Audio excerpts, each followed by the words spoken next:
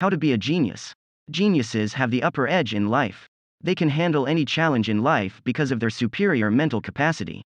There's no restriction to their talents and abilities, and other people are simply amazed at their potential.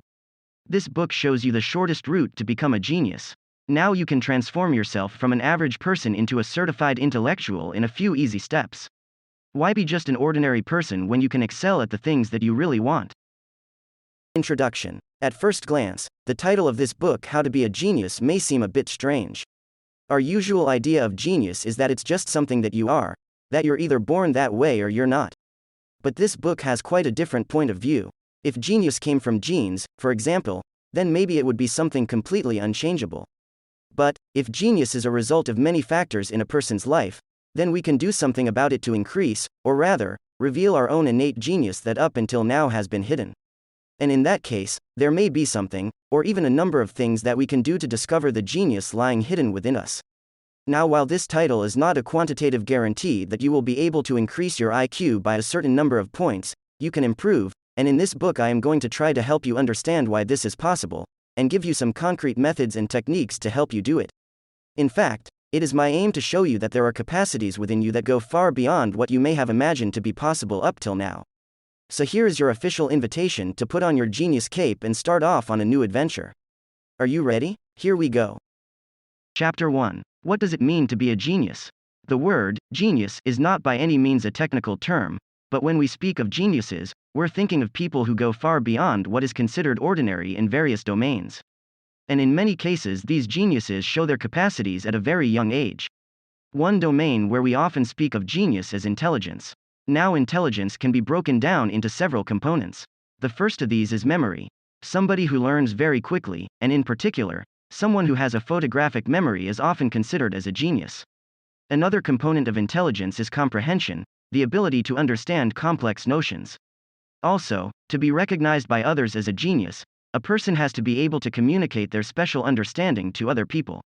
We generally more easily recognize intelligence and genius in people who devote themselves to academic subjects, such as mathematics, science, philosophy, sociology, economics, etc. Another area where we are likely to use the word genius to describe someone is in the realm of creativity in the arts, music, painting, sculpture, and literature. But there are other areas where people have shown themselves to be exceptional, and yet the word genius is not so often used. Think of business, for example. Some people are financial geniuses and they know how to make tons of money. As much as we may envy them, we don't often use the word genius for them. And think about sports. Sports are very popular all over the world, and to succeed in them on a professional level demands huge capacities, but we still seldom use the word genius to describe these people. And then, there's the domain of human relations. It's not easy to get along with other people, and some people are exceptionally good at it, but how often do we hear them being referred to as geniuses? How many mothers who have raised 10 children and raised them well, receive the title of genius? Not any that I know of, but don't you think that they might deserve it? Another requirement to being called a genius is how well known the person is. Everyone's heard about Einstein. Everyone's heard about Mozart, and they were indeed very special people. But there were other scientists who made important discoveries, and other musicians who composed hauntingly beautiful music. It's not because the world didn't get around to calling them geniuses that they were not geniuses in their own right. So we can see from the above that the word genius is used rather selectively. It actually depends more on how much respect we have for the domain being considered, how out of the ordinary the activity is, and how well known the person is than on their intelligence and creativity. So let's not forget all those people who have been refused the title of genius for the above reasons, in spite of their capacities and accomplishments. And let's not forget those who had the capacities but were blocked from developing them for various reasons. We'll never know who they were or what they could have accomplished, and there's nothing we can do about past unknown and undeveloped geniuses. What we can do is play our part in putting a stop to the waste of talent that is still going on today. We need to start by recognizing our own genius and developing it to the best of our ability, and then we can turn to others and help them do the same. Chapter 2. The Ordinary Genius. A contradiction in terms? The fact that the usual definition of genius excludes the majority of people is a sign of a deep belief in mediocrity in our society. Most people believe that the majority of people are not particularly intelligent or creative, and that only a few people can learn many things with ease, and that only a few people can make beautiful paintings or invent lovely music. But what if this wasn't true? What if everyone had within them capacities that, Up until now, they had not been able to even dream of. Now, this belief in mediocrity depends a lot on the way we interpret the meaning of the word normal. Actually, the word normal has three different meanings that are sometimes confused. First of all, it can mean average, what the majority are like. Do you know the bell curve? Well, normal is what makes that big bulge that forms a bell shape in it. Now, another meaning of normal is what is conforming to a norm, in other words, what things should be. If we say that somebody is behaving abnormally, we are worried about them or maybe trying to criticize them. A third meaning for the word normal, somewhat related to the second one, is what things would be like if all the obstacles were removed. It is by this third meaning that I believe that the normal person should be a genius, if the obstacles were removed, and we're going to look at those obstacles. When we talk about intelligence, we often think about the IQ test, which is supposed to be a measure of intelligence. But we have to remember that IQ tests only measures behavior, they do not measure someone's innate capacities. For example, since they rely heavily on vocabulary questions, somebody who hasn't been exposed to a lot of vocabulary can't know as much as someone who has, but that's because of their experience, not because of their innate capacities.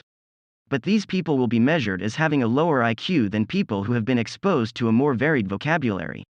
So when we say that someone has a normal IQ, we're talking about normal in the first sense, that is, they're in the average. Not only that, but somebody who isn't motivated to make an effort to answer the questions will also come out with a lower IQ. Even if they have very great intelligence, it won't show on the IQ test if they don't answer the questions correctly because they don't feel like it or don't see the point in answering those kinds of questions. So we must not forget that IQ results are simply statistics. They're a snapshot of what is now, but they don't give a clue as to why these results happened for individuals or the group as a whole, and they have no relation to what the results could have been under different circumstances. So what I would like you, dear reader, to do now, is simply to entertain the idea that what we have, up until now, considered to be normal, may not really be normal at all in the third sense of the term of how things could be and should be under optimal circumstances. And remember too that no one has ever proven the contrary. No one has ever proven that the generally accepted limits that we see today are real. These are just assumptions, but assumptions that are so widespread that people do not even think to ask whether they are true or not. But that's just what we are asking right now. Chapter 3. So why aren't we already geniuses? In other words, if we all have all these capacities that I've been talking about, what on earth is holding us back? Well, there's a whole lot of things that are holding us back, and I'm going to go into some of them right here. The first and most important obstacles concern attitude. And one of the most debilitating attitudes is, in fact, the general belief that I have just talked about, that what is average is also normal, and that there's no way to go beyond that. Another huge obstacle is in the way people relate to one another. There are people who play God with others, and especially with children. In the Bible, God defines himself by saying, "I am who I am." So when we presume to tell another human being who they are by saying things like "you are stupid," "you are incompetent," "you are messy," or "what a daydreamer you are," what we are doing is nothing less than playing God with them. We are creating them in our own image, or rather, our image of who we think they are. Now, this is actually a form of abuse, and what's so terrible about it is that it's often mixed with genuine affection. A loving mother might say, "My dear little sweetheart, why do you always have to be so clumsy?" Playing God is a huge temptation. That's why so many people do it, and I'm quite sure that we have all been subject to this type of abuse many times, by our parents, by our teachers, by our peers. And we have also most likely engaged in it ourselves. And we may even continue to do so until we become aware of it, and make a special continuous effort to stop it. Now, one reason that playing God is so gratifying and so tempting is that when we do this, we are projecting. That is, when we say to somebody, "You are a mess," what we are really afraid of is that we are a mess. And when we put this onto somebody else, then it feels like it's not us, it's them. So we feel very relieved. The only problem here, of course, is that it's totally illogical. It's not by accusing somebody else of bad things that we're going to prove that we are good.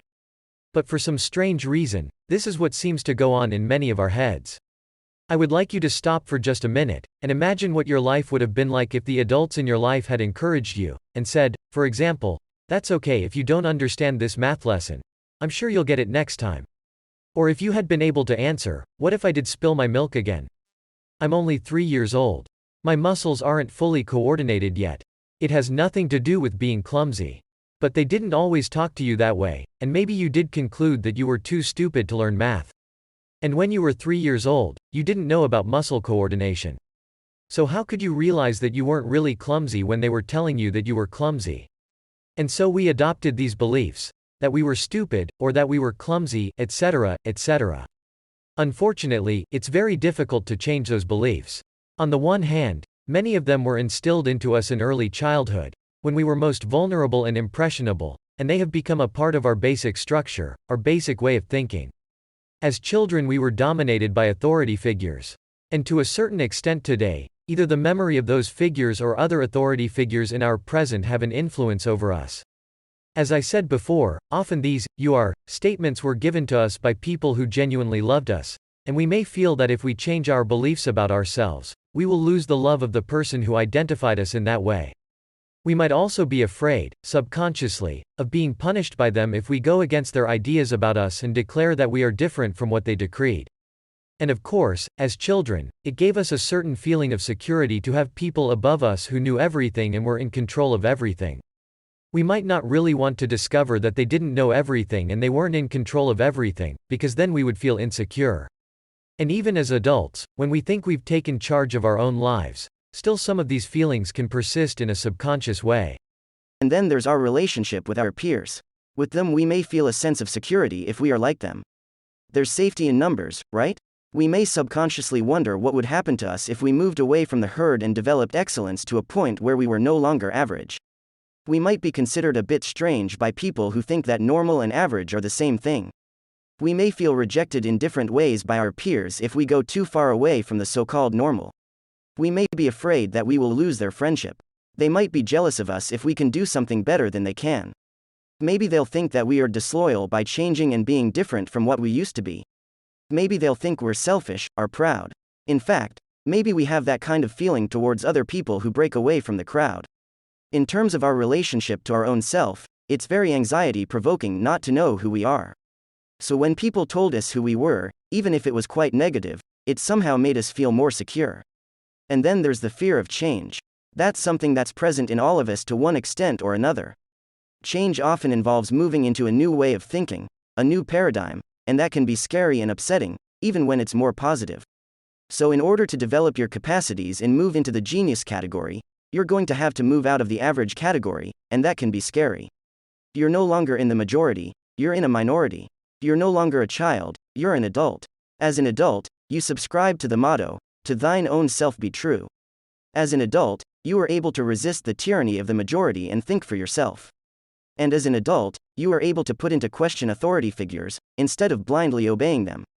By the way, in politics, this is called democracy, even though a lot of political figures would like to convince us otherwise, and make us believe that they know everything, and all we have to do is give them total confidence to run things their way while we go off and play or watch TV. As I said, these attitudes are very difficult to overcome, and that's why the self-help movement is so strong today. In the next chapter, I will be talking about specific methods, but before that, I would suggest that you think about your own attitudes and ask yourself whether you think you need to change them. One thing you could do is simply to think about your past and remember specific incidents and specific people who influenced you and may have made you think that you were not capable of doing all the things that you now want to do. What you can do is to bring to mind those incidents and those people and reinterpret them in the light of your adult person and what you know now. The 3-year-old child in the previous example couldn't defend himself when people told him he was clumsy because he didn't know about how muscles mature and that in the next year or so, he would have greater control over his movements. But if you were that child, you know now, and you can go back in your mind and talk to that child and explain to him that he wasn't really clumsy, it was just a passing moment. And that even the adults who called him clumsy at the time didn't necessarily mean that they thought he'd be clumsy for the rest of his life. But that's the way children often interpret things that people say to them. Remember that time your father bawled you out and you thought you couldn't do anything right? Maybe now, as you look back on that, you might realize that he was having a hard time making ends meet at that time, and his temper was short, not because you were a terrible person, but because he was having difficulties, and just couldn't handle it all. This will take you both off the hook. Even if doing this method may wake up some painful memories from your past, it's still better than letting those painful memories persist and influence your life today. But if you do have some heavy stuff in your past, and you feel that the going gets too rough, there are many competent therapists out there who can surely help you, so don't hesitate to call on one if you need to. The other kind of obstacle that may keep you from developing your potential is more concerned with methods. It's a more technical aspect. In school, we are told to learn, but we are rarely taught how to learn. In fact, our brain is an incredible tool. Some people say we only use 10% of our brain capacity. Now, this is one of those phrases that gets thrown around a lot, and I don't know if it's literally true, but I do believe that very few people know how to really use their brain the way it was meant to be used, that is, the way it was normally meant to be used. Maybe geniuses are just people who figured out those methods more or less spontaneously, in addition to having been raised in a positive environment. In the next chapter, you'll find out about them. Chapter 4. Basic Principles of Learning. In this chapter, I'm going to describe the basic principles of learning. I'm not talking about specific methods, yet, you'll find that in Chapter 5. First of all, you need to be aware of what these basic principles are. If one or several of these principles are missing from your learning experience, it won't go as well, and you may draw the wrong conclusion that there's something wrong with you, with your mind, with your brain. But that's not the problem. If you respect these principles, you'll find that you will learn more quickly and easily than you did before. And when you read about specific methods in the following chapter, you'll find that these principles are respected by any method that works. Repetition. The first one is the principle of repetition. If you're exposed to anything long enough, you'll end up learning it.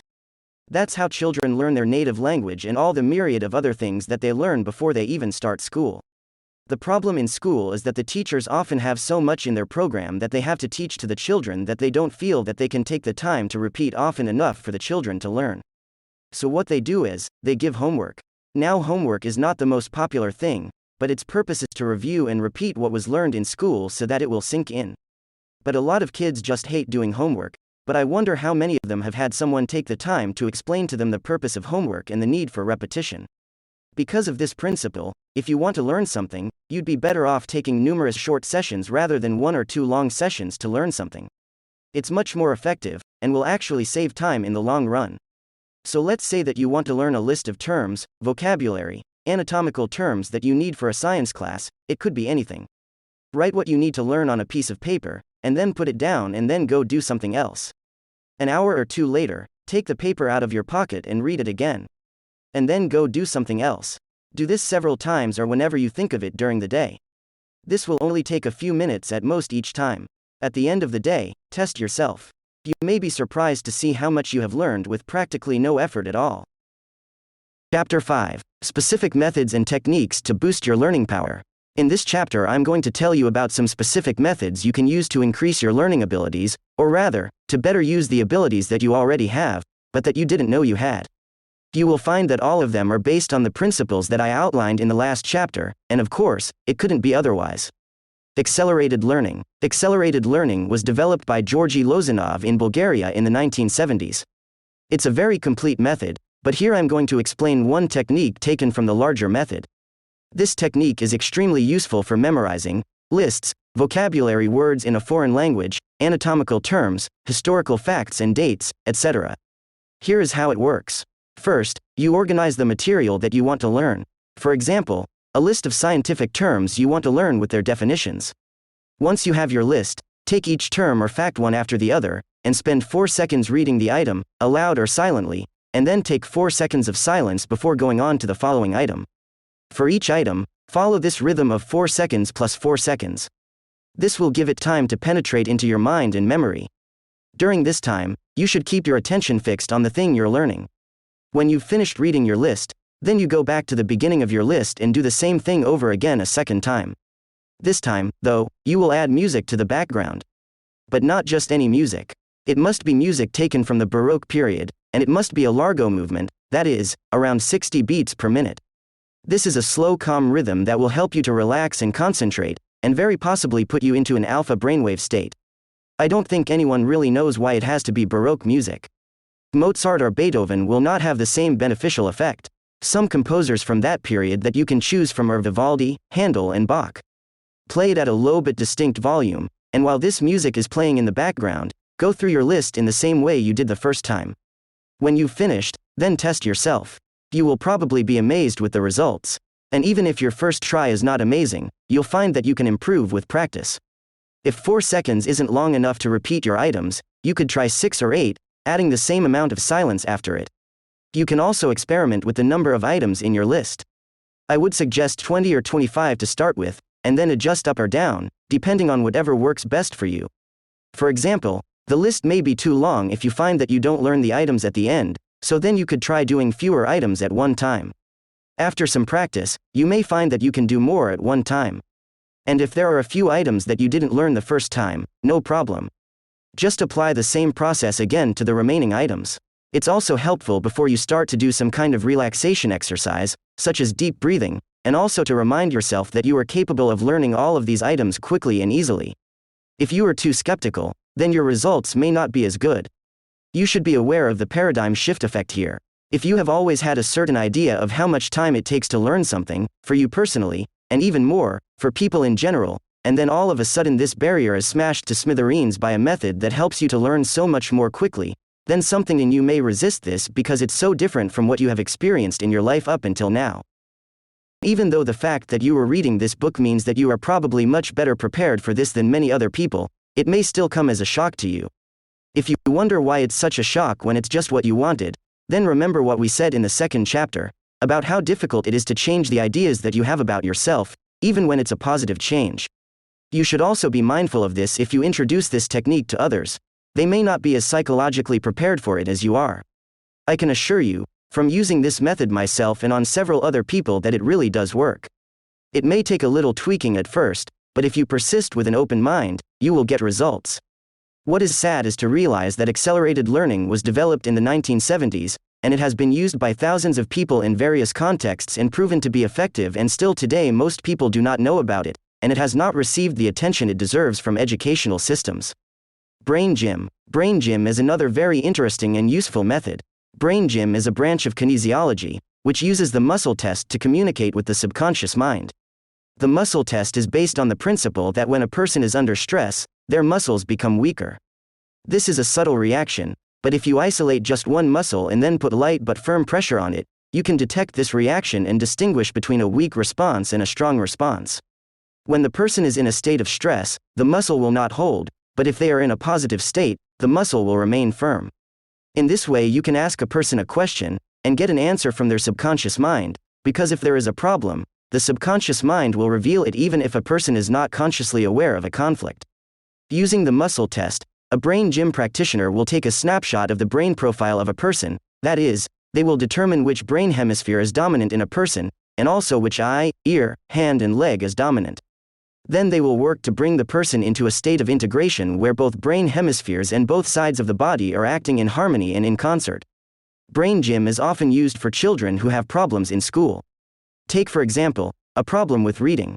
The ideal situation for a person is to have right eye dominance when they are reading, because they are using their left brain, which contains the language center, and because there is a direct connection between the right eye and the left hemisphere. A reading problem may actually stem from a disturbance in these connections. Brain gym uses seemingly simple exercises to help the brain to establish a more efficient connection between these various elements. And the child's reading proficiency will be improved. While the full use of the method requires the assistance of a brain gym practitioner, I will give you a few exercises that can encourage your brain to be more integrated. The first one is called the cross crawl. While standing, lift up your left leg and touch it with your right hand. Put it back down, and then lift up your right leg and touch it with your left hand, and then start over again. You can do this for several minutes. In this way you are sending messages from your arms and legs to your brain. The constant crossing from one side to the other trains your brain to work harmoniously and use both sides. Another exercise that has the same objective as the infinity sign or an 8 sitting on its side. To trace this movement with your eyes, first look straight ahead, and then make a circle by looking upwards towards the left and then around and down back towards the center. Without stopping, make another circle by looking upwards towards the right, and then down and around towards the center again. Once again, this activates both sides of the brain and helps it to work in harmony. You're strengthening the connections between the two sides. You can do the same movement with your hands. Put your hands together in front of you, then move them in the same way, up left and around, and then up right and around.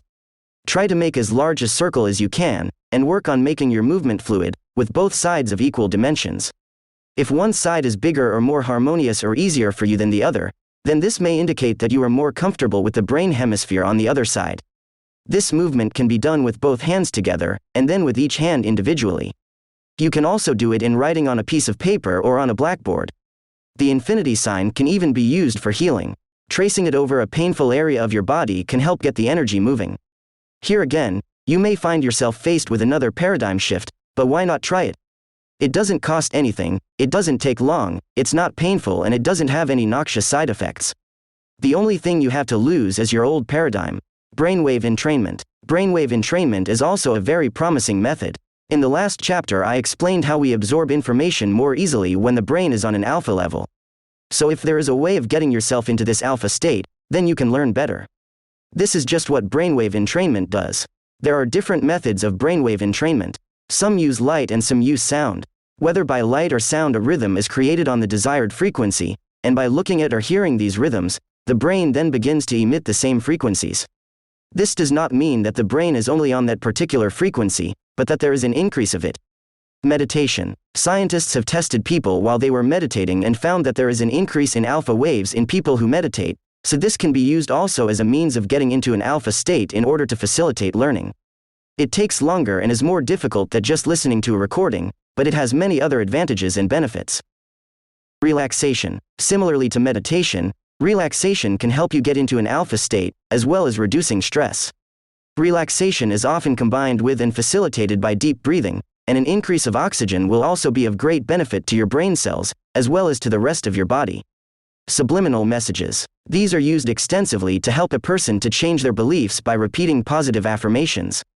You can use affirmations on a conscious level, by repeating certain phrases to yourself throughout the day, such as, every day, in every way, I am getting better and better. You can use affirmations directly aimed at helping you increase your belief in your own genius, such as, I learn quickly and easily. You can use affirmations in a subliminal form, by recording them with some kind of background music or sound so that you cannot hear them consciously, but your subconscious mind can distinguish them as long as they are sufficiently audible. There are also visual subliminal programs to put on your computer that flash a message on your screen that is picked up by the subconscious. But there are also people who use subliminals directly for learning. They record the learning material and then play it back while they are sleeping. While there is not a great deal of research on this, some have reported favorable results, especially when the material is also studied during the day, in which case it seems to accelerate the learning process. It would certainly be interesting to give it a try. Learning before and after sleeping. There is a lot of evidence that the periods before you go to sleep and also just after you wake up are very conducive to learning. This is probably partly due to the fact that we pass through the alpha state as we drift off to sleep and also when we wake up. Also, during sleep the brain processes what we have learned during the day, and what we pay attention to just before we go to sleep seems to have priority in this processing.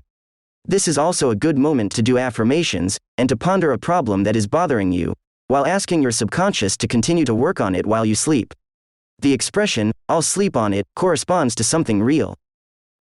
Chapter 6. Creativity. Beauty is truth, truth beauty. That is all ye know on earth, and all ye need to know. John Keats, Ode on a Grecian Urn. I would like to clear up two frequent misunderstandings about creativity. First of all, we tend to think that creativity is in opposition to logic, and we have a stereotype of the creative, artistic type of person as someone who is fighting against logic and order. This is still another example of our tendency towards dualistic, either-or thinking, instead of having an inclusive point of view, where both imagination and order are included and necessary in the creative process. If we go back to the creation story in the Bible, when God created the world, we see the act of creation itself being described as bringing order out of chaos. In addition, if you look at the various arts, you will see that they all have rules, they all have a certain order, they all have a certain logic. In fact, what an artist does is to look beyond the apparent chaos of everyday life to find an underlying harmony. And this harmony is beauty, and it is truth, as Keats reminds us. Yes, there are tortured artists, such as Van Gogh, and perhaps some of their distress came from the discrepancy between the vision of harmony that they saw and expressed in the seeming chaos of ordinary life. Whether they believed that this harmony would ultimately win the day was probably what made the difference between whether they were tortured souls or fulfilled individuals. What artists do is to give concrete form to this vision of harmony that they have in their minds, using their chosen art form. Music, for example, follows the rules of rhythm and tonal harmony.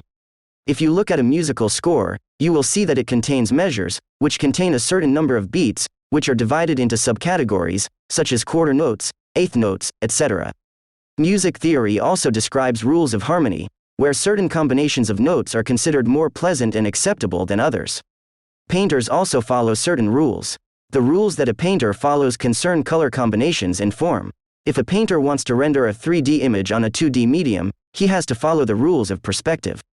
The reason that artists have this reputation for being illogical is that they do tend to be unconventional. It's not because they're being illogical or irrational, but because, in their dedication to truth, they will often detect inconsistencies in our society and in our ways of thinking, and they will point them out. This is very often the subject of their art, and it can make a lot of people uncomfortable, because a lot of people don't want to have the contradictions and inconsistencies in the way they view the world pointed out.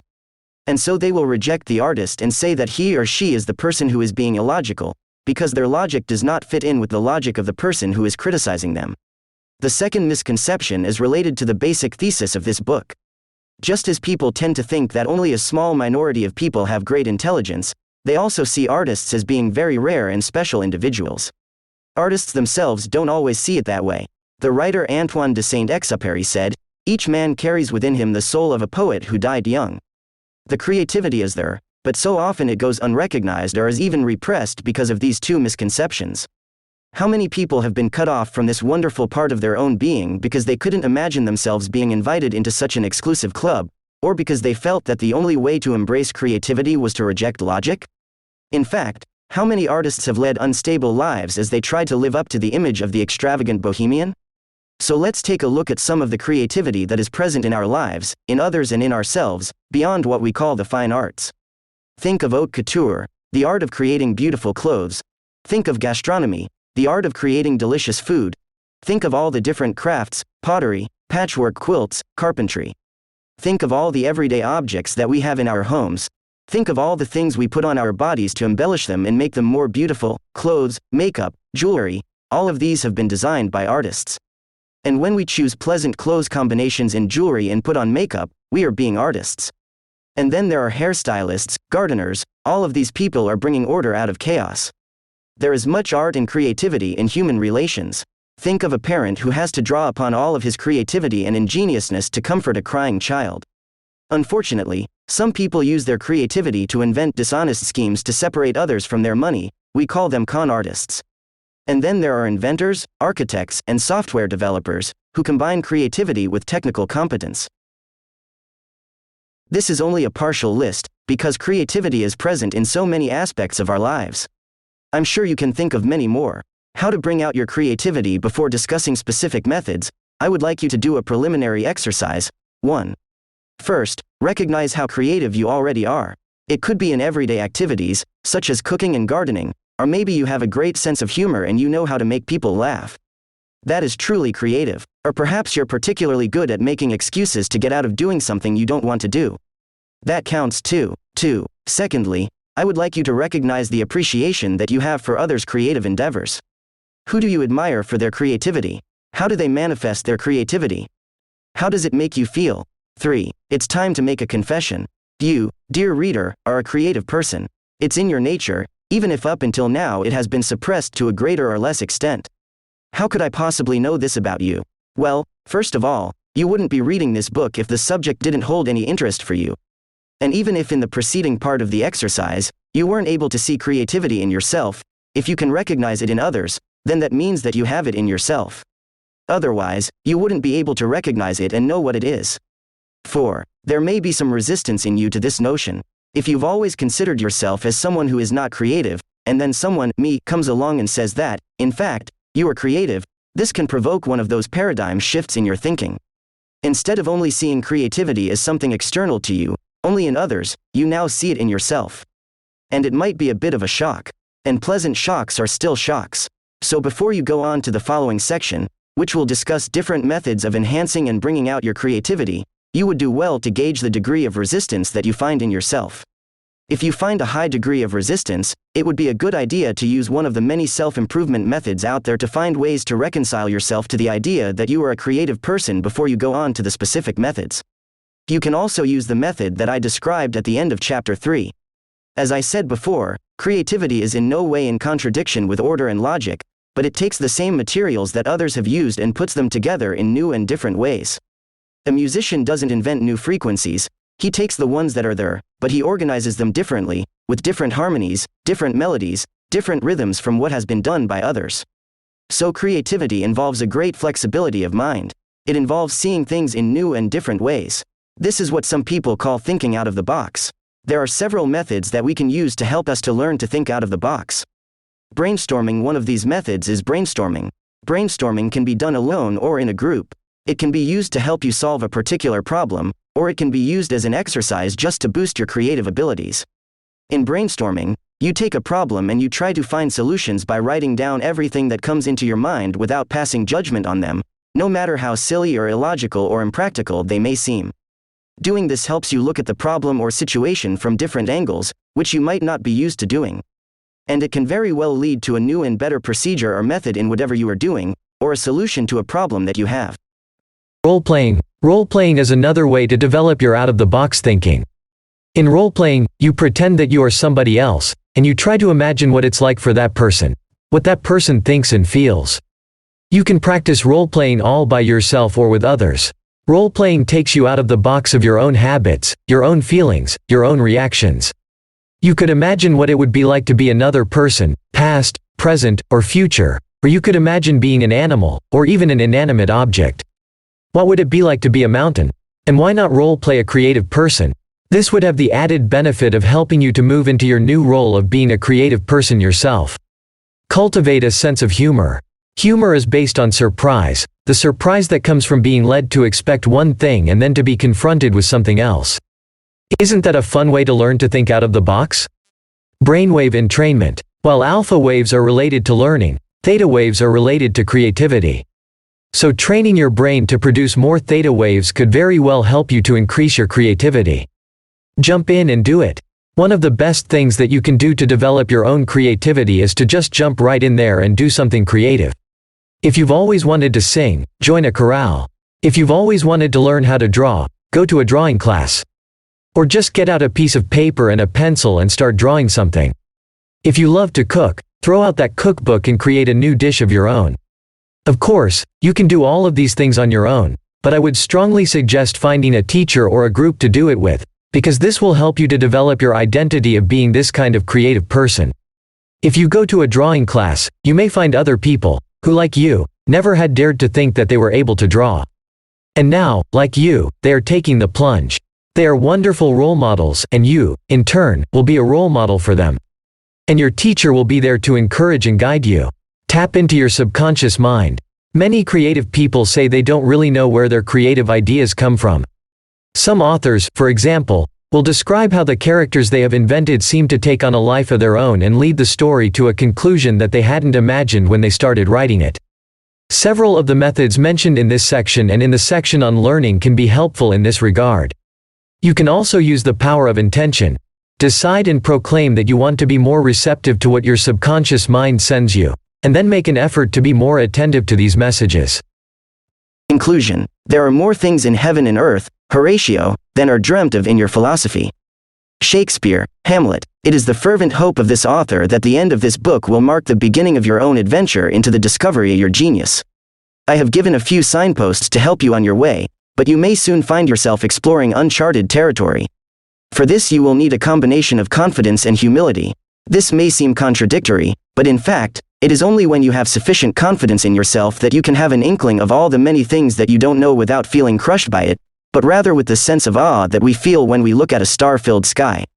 We so often try to humiliate our children into humility, but this is a catastrophic error that is more likely to produce the opposite effect. Humiliation and humility are two very different things that must not be confused. And so throughout this book, I have endeavored to give you support and encouragement in order to raise your confidence in yourself and in your capacities. If I have succeeded, and if you have succeeded in accepting what may be a new image of yourself, then you will understand this distinction, and you will be well on your way to developing true genius, with an unquenchable love for the truth, while realizing that you will never grasp it entirely, and in a spirit of gratitude and joy, and equality with all other human beings.